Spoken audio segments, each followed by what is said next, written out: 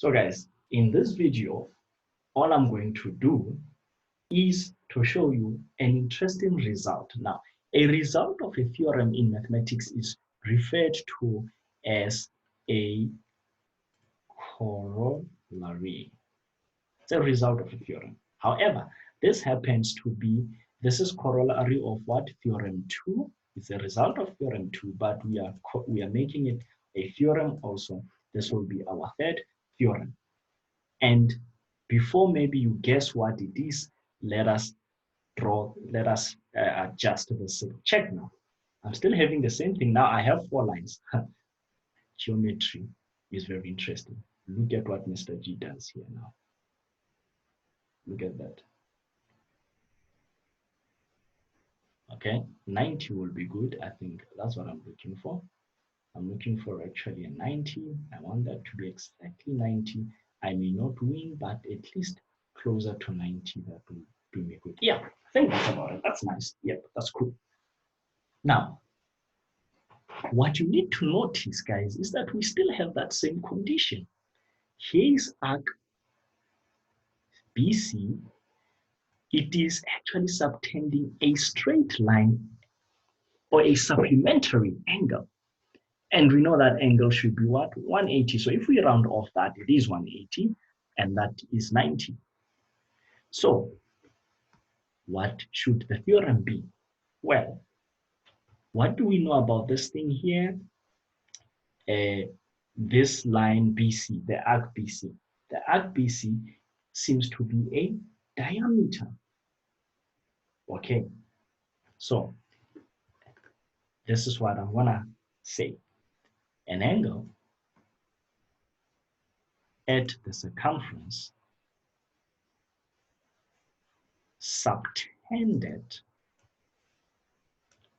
by a diameter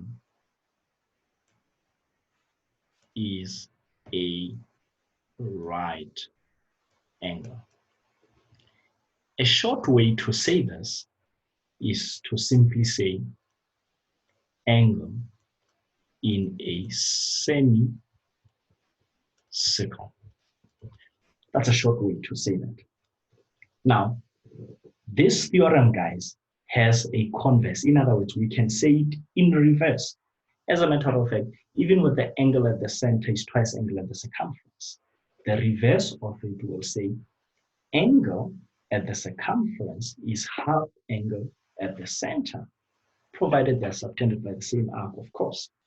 So this one here, the converse also then will be that if it is given, say you don't know what this angle is, but it is given that you have got a diameter and that the angle there is 90 degrees. Okay. As a matter of fact, I think that's too complicated. Here's a simple way. If you know that you are given some chord and they tell you that chord is subtending an angle which is equal to 90 degrees, then you can conclude that you've got a diameter. Consequently, the angle at the center is 180 degrees or is a supplementary angle. That's just it. Nothing more, nothing less than that. So that will be about it, fellas, for this talk on the corollary or the result of that theorem that we learned. And you understand maybe now a little bit why I say the classic one, because we're going to use it in so many cases. So far, we have learned 3 theorems, and let's take a quick recap.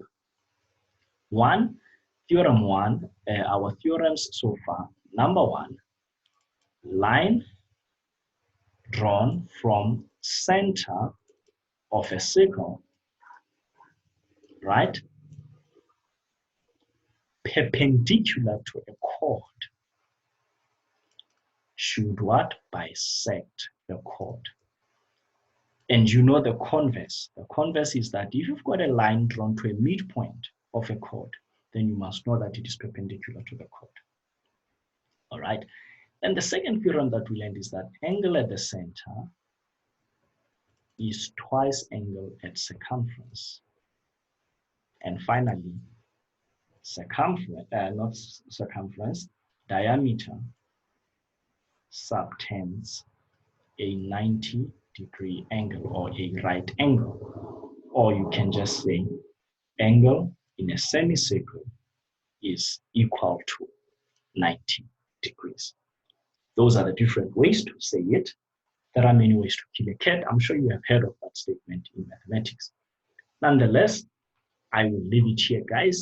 What I will then do later on when I've done all these theorems is to actually now do past papers, okay, from the previous grade 11 exams.